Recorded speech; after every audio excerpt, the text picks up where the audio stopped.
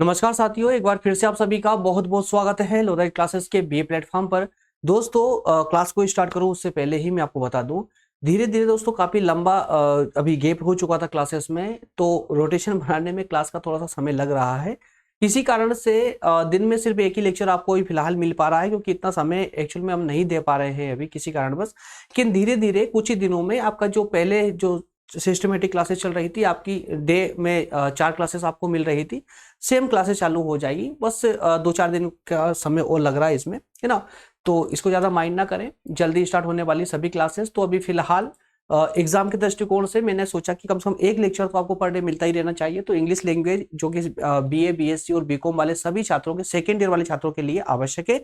उसकी MCQ series को हम पहले भी स्टार्ट कर चुके थे, 5 या 6 लेक्चर हुए थे, तो उसी को कंटिन्यू करते हैं। उसको पहले कंप्लीट करेंगे, इसके बाद में फिर इसके फाउंडेशन के जो अन्य सब्जेक्ट है उस पर भी मूव करेंगे। और बीए फर्स्ट ईयर और थर्ड ईयर वाले छात्र भी जो है ज्यादा परेशान ना हो, बहुत जल्दी क्लासेस पहले की तरह ही पूरी तरह से कंटिन्यू हो जाएगी बिना किसी प्रॉब्लम के। चलिए तो अब शुरू करते हैं। मैं बता दूं, फिर से एक बार आपको रिपीट कर दूं कि ये जो सेशन चल रहा है दोस्तों, आज का सेशन, ये कल वाले क्लास में मैंने आपको डिस्कस करवाया था कि सेकेंड यूनिट हमारी स्टार्ट हो चुकी थी, और सेकेंड यूनिट में हम कुछ पार्ट के माध्यम से इसको डिस्कस करने वाले हैं। क्योंकि जैसा मैंने आपको कल वाले लेक्चर में बताया था कि कुछ अनसीन पैसेजेस को हम यहाँ पर डिकोड करने वाले हैं, उससे संबंधित कुछ एमसीक्यू फॉर्मेट वाले क्वेश्चन आंसर पर बात करने वाले हैं।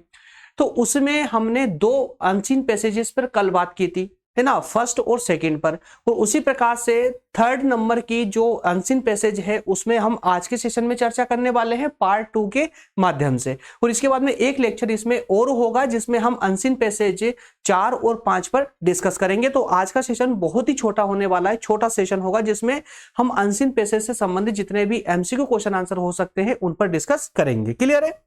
चलिए, बाकी सभी सेशन आप कहां देख सकते हैं, तो प्लेलिस्ट में जाकर के आप हमारे सभी सेशनों को पूरे विस्तार पूर्वक और डिटेल में विद नोट्स आप इजीली देख सकते हैं बिना किसी चार्ज दिए, ठीक है ना, निःशुल्क रूप से।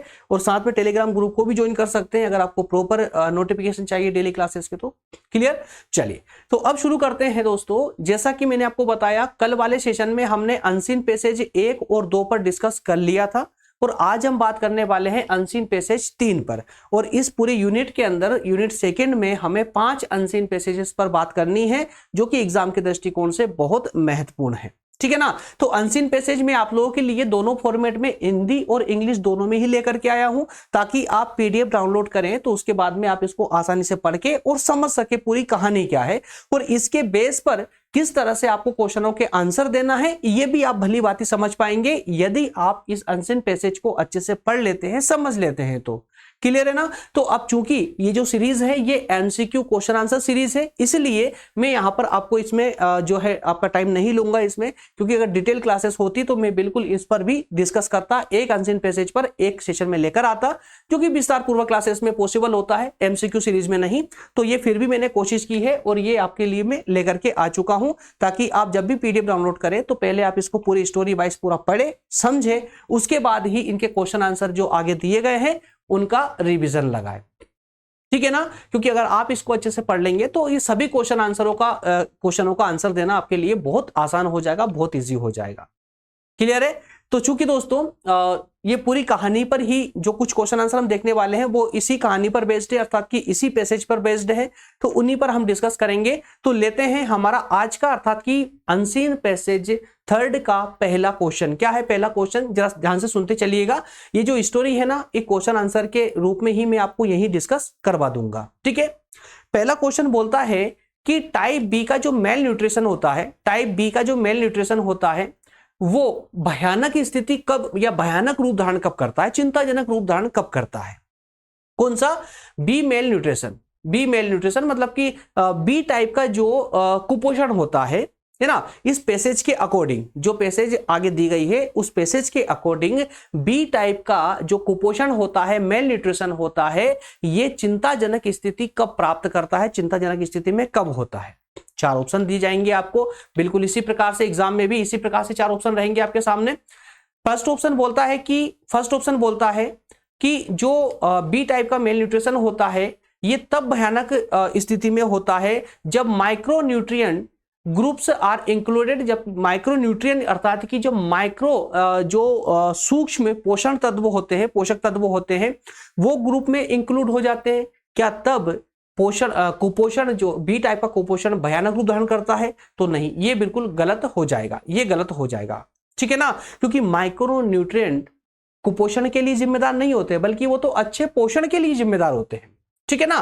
तो न्यूट्रिएंट तो पोषण के लिए जिम्मेदार है, इसलिए ऑप्शन एक बी ए तो पूरी तरह से निग्लेक्ट हो जाएगा, करेक्ट रिजेक्ट हो जाएगा। इसके बाद में कहा जा रहा है कि फैटी एसिड और फ्लेवोनोइड्स ये दोनों इंक्लूड हो जाते हैं, क्या तब बी टाइप का मेल न्यूट्रिशन जो है वर्ष स्थिति में पहुंच जाता है? तो एग्जैक्टली यस, एग्जैक्टली यस।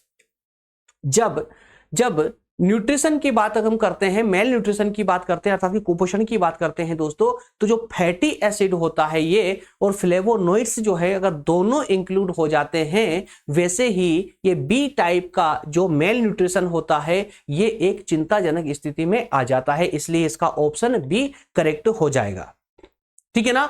अगला क्वेश्चन लेते हैं। अगला क्वेश्चन है to know the ingredient is exerting the benefit.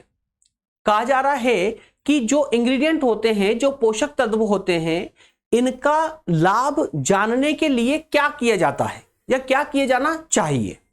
पहला ऑप्शन बोलता है कि give compound formula to test subject, तो हमें क्वेश्चन का आंसर पहले ऑप्शन में ही मिल चुका है, तो आगे जाने की आवश्यकता ही नहीं है, और एग्जाम में भी एग्जैक्टली समय बचाने के लिए आपको यह करना भी चाहिए। लेकिन ये कब कर पाएंगे आप?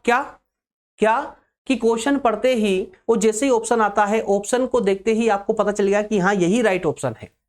ये कब कर पाएंगे? जब आप उस क्वेश्चन को अच्छे से समझते होंगे, और विशेष रूप से जब बात हो अनसीन पैसेज की, तो अनसीन पैसेज को अगर आप अच्छे से आपने समझा है उसे, तो आप एग्जैक्टली जो उसका ऑब्जेक्ट होता है वो फाइंड आउट कर पाएंगे बहुत आसानी के साथ में, ठीक है। तो यहां कहा जा रहा है कि जो इंग्रेडिएंट होते हैं, जो पोषक तत्व होते हैं, उनका बेनिफिट जानने के लिए भाई एक फॉर्मूला दिया जाना चाहिए या फॉर्मूला दिया जाता है, जिससे सब्जेक्ट को टेस्ट किया जाता है, उसका परीक्षण किया जाता है ना। इसलिए इसका ऑप्शन ए ही करेक्ट हो जाएगा, आगे बढ़ने की आपको आवश्यकता ही नहीं है। बाकी आगे क्या कहा जाता है कि टेस्ट ईच इंग्रेडिएंट इंडिविजुअली। भाई अगर हम बात करें प्रत्येक व्यक्ति, मतलब व्यक्तिगत जो पोषक तत्व होते हैं उनको टेस्ट करने की, उनकी जांच करने की बात करते हैं, तो यार ये यहां पर इंग्रेडिएंट को लाभ नहीं बताता है, बल्कि ये तो जो क्लासिकल फॉर्मूला होता है ना, जो क्लासिकल मेथड होती है, जो शास्त्रीय दृष्टिकोण होता है, उसके अनुसार कहा गया है। उसके अनुसार कहा गया है किसका? कि प्रत्येक व्यक्ति या कहें कि व्यक्तिगत पोषक तत्वों की जांच की जानी चाहिए। तो ये बात तो जो है क्लासिकल मेथड में की गई है ना, तो यहां पर उसका कोई लेन देन नहीं है। इसीलिए हम कह सकते हैं कि जो इंग्रेडिएंट की अगर हम लाभ की बात करें, तो लाभ की हम तभी बात कर सकते हैं, उसको लाभ को हम तभी जान सकते हैं जब एक ऐसा फॉर्मूला हो जो सब्जेक्ट को एग्जैक्टली चेक कर सके, उसकी जांच कर सके, ठीक है ना। इसलिए इसका ऑप्शन ए करेक्ट हो जाएगा। बात समझ आ रही ना? चलिए थर्ड क्वेश्चन पर मूव करते हैं, तीसरा क्वेश्चन लेते हैं। क्वेश्चन बोलता है कि आफ्टर एनालिसिस, अवलोकन करने के बाद में, क्या अवलोकन करने के बाद में, ईच इंडिविजुअल से स्टेट्स दैन, प्रत्येक व्यक्ति या कहें कि व्यक्तिगत स्थिति का अवलोकन करने के बाद, प्रत्येक व्यक्ति की स्थिति का अवलोकन करने के बाद क्या क्लासिकल अप्रोच स्टार्ट होती है।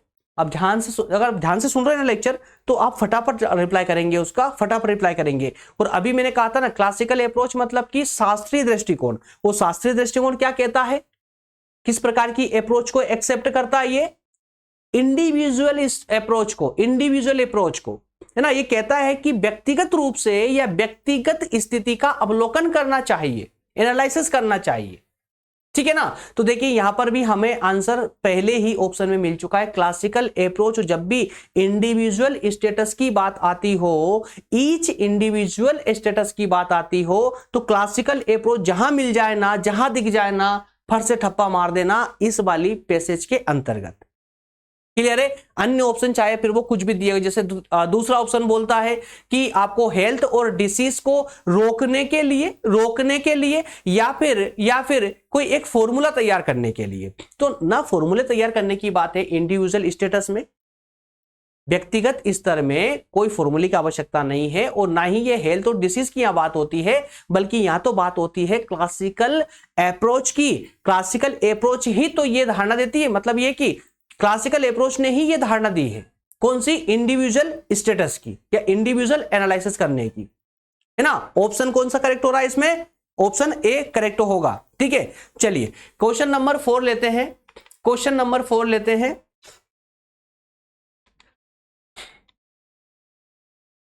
क्वेश्चन नंबर 4 है, हाँ आज थोड़ा हैंग मारा है यार, सिस्टम थोड़ा हैंग मार रहा है, रुक रुक कर चल रहा है, इसलिए ज्यादा प्रेस हो रहा है ना, कुछ ज्यादा आगे बढ़ा है। चलिए कोई बात नहीं। क्वेश्चन नंबर 4 बोलता है कि नेशनल सर्वे सेवरन। अब यार देखिए, ये सभी क्वेश्चन अगर आपने पैसेज नहीं पढ़ी है ना, तो सभी क्वेश्चन आपको एकदम नए लगेंगे। वो संभावना है कि आपको समझ भी ना आए, एग्जैक्टली हो सकता है, क्योंकि कहानी जो है, जब तक उस कहानी का आपको पता नहीं होगा तो उस कहानी के जो पुट है, जो तत्व है, वो आपको कैसे पता होंगे।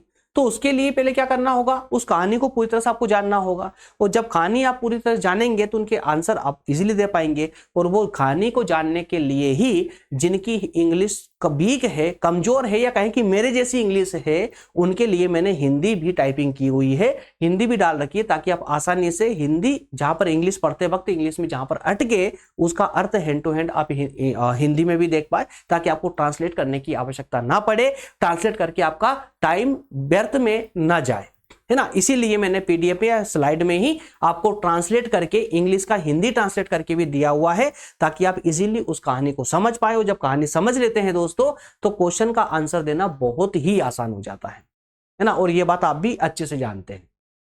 चलिए, तो इसी पैसेज के अकॉर्डिंग, पैसेज में आई थिंक, जहां तक मेरा मानना है कि ये जो है पैराग्राफ नंबर 3 होना चाहिए, पैराग्राफ नंबर 3 होना चाहिए, जहां पर कहा गया है कि जो नेशनल सर्वे, अर्थात कि जो राष्ट्रीय स्तर के जो सर्वे होते हैं, उन सर्वे के अकॉर्डिंग कुपोषण को लेकर के क्या बात कही गई है। तो उस राष्ट्रीय स्तर के जो सर्वे होते हैं, उसके अकॉर्डिंग कहा गया है कि जो मेल न्यूट्रिशन होता है या जो कुपोषण होता है, ये कोई ऐसी चिंता वाली बात नहीं है कि एक विशेष राष्ट्र में हो रहा है या गरीब राष्ट्र में ही हो रहा है या विकासशील राष्ट्रों में हो रहा है, बल्कि ये स्थिति तो विकसित देशों में भी यथावत बनी हुई है। समझ पा रहे हैं ना। हम सिर्फ ये नहीं कह सकते हैं कि कुपोषण वाली स्थिति या कुपोषण का भयानक रूप हमें सिर्फ और सिर्फ निर्धन देशों में ही देखने को मिल सकता है, ऐसा जरूरी नहीं है। ये मैं नहीं कहता हूं, ये कौन कहता है, नेशनल सर्वे की रिपोर्ट कहती है, ठीक है, इस पैसेज के अकॉर्डिंग। तो ये पैसेज जो कह रहा है कि नेशनल सर्वे का, जो नेशनल स्तर के जो सर्वे होते हैं, वो सर्वे कहते हैं कि विकसित राष्ट्रों में भी इस प्रकार की समस्याएं देखी गई है, मेल न्यूट्रिशन की समस्या देखी गई है, इसलिए इसे एक कॉमन समस्या माना गया है। कैसा माना गया है, कॉमन समस्या माना गया है। हाँ, एक ये अलग बात है कि जब कुपोषण की शिकायत होती है, तो कुपोषण के लक्षण दिखना और उसके ट्रीटमेंट करने में एक बीच में एक जो है एक लंबा टाइम होता है, लंबी ड्यूरेशन होती है, जिसे हम लेटेंसी बोलते हैं, लॉन्ग लेटेंसी पीरियड, ठीक है ना। और इसके अलावा अगर हम बात करें कि थर्ड ऑप्शन की, ऑप्शन सी की, क्रोनिक डिजेनरेटिव डिसीज, तो ये डिजेनरेटिव टाइप की डिसीज भी ये नहीं है, बल्कि यहां नेशनल सर्वे की रिपोर्ट में जो मेन बात पर फोकस किया गया है, वो यही कहा गया है कि जो मेल न्यूट्रिशन अर्थात कि कुपोषण की समस्या है, वो एक कॉमन समस्या है जो किसी भी राष्ट्र में देखी जा सकती है, चाहे वो विकसित हो या अल्प विकसित हो या अर्ध विकसित हो, ठीक है ना। इसलिए इसका ऑप्शन भी ए करेक्ट होगा। क्लियर है, ठीक है। चलिए अगला क्वेश्चन लेते हैं। अगला क्वेश्चन है, pharmaceutical model created, pharmaceutical model इस पैसेज के अकॉर्डिंग है ना, जो फार्मास्यूटिकल मॉडल है क्यों बनाए गए हैं, क्यों बनाए गए हैं, किस कारण से बनाए गए। 4 ऑप्शन है आपके सामने। क्या क्या ऑप्शन है, इंसिडेंस ऑफ डिसीज, बीमारियों की घटना या रोग की घटना, ठीक है ना, इंसिडेंस ऑफ डिसीज या न्यूट्रिशनल स्टेटस या अनहेल्दी डिपेंडेंसी कल्चर या फिर none of this. Pharmaceutical model क्यों बनाया गया दोस्तों, फार्मास्यूटिकल मॉडल इसलिए बनाया, पैसेज के अकॉर्डिंग फार्मास्यूटिकल मॉडल इसलिए बनाया गया है ताकि जो रोग है, जो डिसीज है, उनके बारे में अच्छे से जाना जा सके, उनको एनालाइज किया जा सके, उनको पहचान कर उनका इलाज खोजा जा सके। इसी कारण से फार्मास्यूटिकल मॉडल बनाया गया है। तो इसका ऑप्शन ए ही करेक्ट हो जाएगा, ना कि फार्मास्यूटिकल मॉडल न्यूट्रिशन के लिए, स्टेटस के लिए बनाया गया हो, नहीं। अनहेल्दी डिपेंडेंसी कल्चर के लिए, अस्वस्थ जो कल्चर है उसके लिए, संस्कृति नहीं, उसके लिए भी नहीं है। तो ऑप्शन इसका ए ही करेक्ट हो जाएगा कि रोगों की रोकथाम करने के लिए फार्मास्यूटिकल मॉडल को क्रिएट किया गया है, इसलिए ऑप्शन ए करेक्ट होगा। अगला क्वेश्चन है to improve general health of nation. To improve general health of nation, राष्ट्र का जो सामान्य स्वास्थ्य को बढ़ावा देने के लिए, उसकी प्रगति के लिए क्या आवश्यक है? 4 ऑप्शन दिए गए हैं। 4 ऑप्शन कौन कौन से हैं? पहला ऑप्शन बोलता है कि कॉम्प्रहेंसिव प्रोग्राम आवश्यक है। पहला ऑप्शन क्या बोलता है? कॉम्प्रहेंसिव प्रोग्राम आवश्यक है, या कॉम्प्रहेंसिव का मतलब होता है व्यापक प्रोग्राम, है ना, व्यापक प्रोग्राम। और ऑप्शन बी क्या बोल रहा है? यूनिवर्सल प्रोग्राम जरूरी है। यूनिवर्सल प्रोग्राम जरूरी है। और किसका प्रोग्राम? माइक्रोन्यूट्रिएंट का। माइक्रोन्यूट्रिएंट मतलब क्या हो गया? सूक्ष्म पोषण तत्व। तो सूक्ष्म पोषण या पोषक तत्व जो होते हैं, ये कुपोषण पर वार करने के सबसे शक्तिशाली हथियार होते हैं। सबसे शक्तिशाली हथियार कौन होता है? माइक्रोन्यूट्रिएंट होते हैं, है ना। और जब बात होती है कॉम्प्रहेंसिव मतलब व्यापक की और यूनिवर्सल की, तो दोस्तों यूनिवर्सल सभी के हित में होता है। जरूरी नहीं है कि जो व्यापक प्रोग्राम हो वो सभी के लिए हो, लेकिन यूनिवर्सल जो होता है, जो सार्वभौमिक प्रोग्राम होते हैं, वो सबके लिए होते हैं। बात समझ आ रही ना? तो यूनिवर्सल प्रोग्राम जो है, यूनिवर्सल प्रोग्राम ऑफ किसका? माइक्रोन्यूट्रिएंट का, ठीक है ना। तो ये ऑप्शन इसका बी करेक्ट हो जाएगा। ए करेक्ट नहीं होगा, ए गलत है। कॉम्प्रहेंसिव प्रोग्राम नहीं। कॉम्प्रहेंसिव प्रोग्राम तो, अरे कॉम्प्रहेंसिव व्यापक प्रोग्राम किसी के भी लिए हो सकता है ना। जरूरी थोड़ी नहीं है कि सभी देश के सभी नागरिक उसमें शामिल हो सकते हैं, या विश्व के सभी राष्ट्र उसमें शामिल हो सकते हैं। वो तो एक स्पेशल कैटेगरी के लिए भी बनाए जा सकते हैं ना, ठीक है। इसलिए universal program of micronutrient. Clear है ना? चलिए, इसलिए ऑप्शन इसका बी करेक्ट होगा। नेक्स्ट क्वेश्चन लेते हैं। अगला क्वेश्चन है व्हाट डज क्लासिकल अप्रोच से? क्लासिकल अप्रोच, शास्त्रीय दृष्टिकोण। हिंदी में क्या बोलते हैं क्लासिकल अप्रोच को? शास्त्रीय दृष्टिकोण। क्या कहता शास्त्रीय दृष्टिकोण? 4 से 5 बार इसी लेक्चर में मैं रिपीट कर चुका हूं। ये इंडिविजुअल रिसर्च पर बात करता है, ये इंडिविजुअल एनालिसिस पर बात करता है, प्रत्येक व्यक्ति की स्थिति का अवलोकन करने की बात करता है। तो जब भी क्लासिकल अप्रोच की बात आए ना, दिमाग में फिट कर लेना, ये इंडिविजुअल एनालिसिस की बात करता है, ठीक है ना। और देखिए फर्स्ट ऑप्शन क्या बोल रहा है? You must test each ingredient individually. प्रत्येक पोषक तत्व की जांच जो है आपको व्यक्तिगत रूप से करनी चाहिए। यू मस्ट टेस्ट, आपको, है ना, you must test each ingredient individually. व्यक्तिगत स्तर पर प्रत्येक जो पोषक तत्व है उनकी जांच आपको व्यक्तिगत स्तर पर करनी चाहिए। तो एग्जैक्टली क्लासिकल अप्रोच यही तो मानता है, इसलिए इसका ऑप्शन ए ही करेक्ट हो जाएगा। आगे जाने की आपको आवश्यकता ही नहीं है, पढ़ने की आवश्यकता ही नहीं है। बाकी पढ़ करके आप सिर्फ अपना मस्तिष्क खराब करोगे और बाकी आप और ज्यादा कंफ्यूज हो जाओगे। अगर आपके क्वेश्चन का आंसर पहले ऑप्शन में ही मिल रहा है ना, तो आगे पढ़ने की भी आवश्यकता नहीं है, जरूरत ही नहीं पड़ती है, ठीक है ना। हाँ, एक सुरसुरी नजर से देख जरूर लेना है उसको। ऐसा ना हो कि पहला भी राइट है, सेकंड भी राइट हो रहा हो, थर्ड भी राइट हो रहा हो, और लास्ट वाले ऑप्शन में 1 2 3 ABC तीनों, है ना, तीनों दे दिए गए हो। जैसे कि डी वाला ऑप्शन है कि ऑल द एबव की सभी सही है। तो थोड़ा थोड़ा सा आपको देख भी लेना है कि जरूर ये सही तो नहीं है, ठीक है। चलिए, इसी प्रकार से अगला क्वेश्चन है which of the following are micronutrients group. कुछ ऑप्शन दिए गए हैं आपको, 4 ऑप्शन दिए गए हैं। 4 में से बेसिकली ऑप्शन 2 ही दिए गए हैं, ऑप्शन ए और ऑप्शन बी। और पूछा जा रहा है आपसे कि माइक्रोन्यूट्रिएंट के ग्रुप में कौन कौन शामिल होते हैं।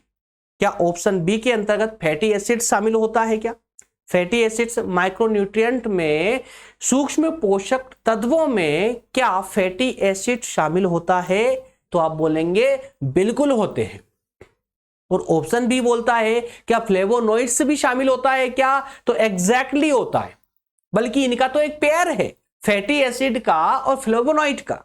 एक पेयर है, दोनों ही शामिल होते हैं माइक्रोन्यूट्रिएंट में, दोनों ही शामिल होते हैं, इसलिए उसका ऑप्शन बी सी करेक्ट हो जाएगा। ए और बी बोथ आर करेक्ट, ठीक है, ऑप्शन सी इसका करेक्ट हो जाएगा। नेक्स्ट क्वेश्चन है, अगला क्वेश्चन है, सिनोनिम बताना है आपको किसका, यूनिफाई का। यूनिफाई का मतलब क्या होता है दोस्तों, मिल जाना, एकजुट हो जाना। यूनिफाई का मतलब क्या होता है, जस्ट लाइक यूनिटी, है ना, यूनिटी का शब्द तो सुना है ना आपने, यूनिटी का ही मॉडिफाई रूप है यूनिफाई। यूनिफाई मतलब एकजुट हो जाना। तो यहां ये बोल रहा है कि ये यूनिफाई का एक सिनोनिम शब्द आपके इस पैसेज में प्रयोग किया गया है, और कहां पर किया गया है, ये भी क्वेश्चन बोल रहा है कि पैराग्राफ 2 में किया गया है, पैराग्राफ 2 में किया गया है। तो क्या है भाई वो, चलिए जान लेते। 4 ऑप्शन दिए गए हैं, इन 4 में से कौन सा करेक्ट है ये बताना है आपको, ठीक है ना। रिवील है क्या, रिवील मतलब कि रोकथाम, किसी को रोकना, प्रकट करना, माफ कीजिएगा, प्रकट करना। रिवील मतलब होता है किसी को लाकर बिठा देना, खड़ा कर देना, प्रकट कर देना अचानक से। डेवलप, विकसित करना उसको, या फिर एसोसिएट या कंबाइन, एसोसिएट या कंबाइन। तो यहां पर इसका मतलब होता है कि इसका यूनिफाई का मतलब क्या होता है, यूनिफाई का मतलब होता है दोस्तों एकजुट होना। उसी प्रकार से कंबाइन का मतलब भी लगभग इसी में शामिल होता है, एकजुट होना, मिल जाना। कंबाइन मतलब कि कंबाइन होना, है ना, एक दूसरे में मिल जाना, ठीक है, इसलिए इसका ऑप्शन डी करेक्ट होगा, ठीक है ना, कोई डाउट तो नहीं है ना। चलिए नेक्स्ट क्वेश्चन देखते हैं, नेक्स्ट और लास्ट क्वेश्चन है ये, फाइंड द, अब यहां पर भी सिनोनिम पूछा गया, नोटेबली का, नोटेबली का, ठीक है ना, नोटेबली का सिनोनिम पूछा गया है इसी पैसेज के अकॉर्डिंग। नोटेबली का नोटेबली का जो सिनोनिम होगा, क्या एनालाइज होगा, अवलोकन करना होगा, स्पेशली मतलब कुछ स्पेशल होगा, है ना, विशेष रूप से उल्लेखनीय, ठीक है। तो ये नोटेबली का मतलब तो होता है उल्लेखनीय, क्या होगा, उल्लेखनीय, और स्पेशली का मतलब क्या होता है, विशेष रूप से। तो कहीं ना कहीं उल्लेखनीय और विशेष रूप से, विशेष रूप दोनों आसपास नजर आ रहे हैं ना। पैराग्राफ 5 में नोटेबली के स्थान पर स्पेशली शब्द का प्रयोग किया गया है, ऑप्शन बी करेक्ट होगा। बात समझ आ रही ना। तो छोटा सा सेशन दोस्तों बस यहीं तक था। अगले सेशन में मतलब इसके पार्ट तीसरे में हम अनसीन पैसेज 4 और 5 पर डिस्कस करेंगे, एक साथ दोनों ही पैसेज पर हम चर्चा कर लेंगे, ठीक है ना। ये कुछ दोस्तों अगर मैं तीनों पैसेज एक साथ रख देता ना तो सेशन कुछ ज्यादा लंबा हो जाता है, और इंग्लिश की क्लासेस से जो है आप लोग जो है ना ज्यादा लंबी लेने के आदी नहीं हो, मैं जानता हूं, इसलिए छोटे छोटे पार्ट में मैं आप लोगों को दे रहा हूं ताकि आप लोग बोर ना हो, ठीक है ना। और मैं फिर से अब जिन्होंने लास्ट में बाद में ज्वाइन की क्लासेस में उनको फिर से बता दूं, दोस्तों बिल्कुल निश्चिंत होकर के रहिए। मैं जानता हूं कि ना तो आपको अभी व्हाट्सएप पर रिप्लाई मिल पा रहा है, ना टेलीग्राम ग्रुप पर रिप्लाई मिल पा रहा है, और ना ही आपको मैं प्रॉपर अभी लेक्चर दे पा रहा हूं, जानता हूं। लेकिन फिर भी दोस्तों मैं कोशिश कर रहा हूं कि पर डे आपको कम से कम एक लेक्चर तो देता ही रहूं, क्योंकि समय बहुत कम है मेरे पास, वास्तविक रूप से समय नहीं मिल पाने के कारण ही कोई भी क्लासेस में आपकी नहीं ले पा रहा था, और अभी फिलहाल एक क्लास ही मैं आपकी ले पा रहा हूं।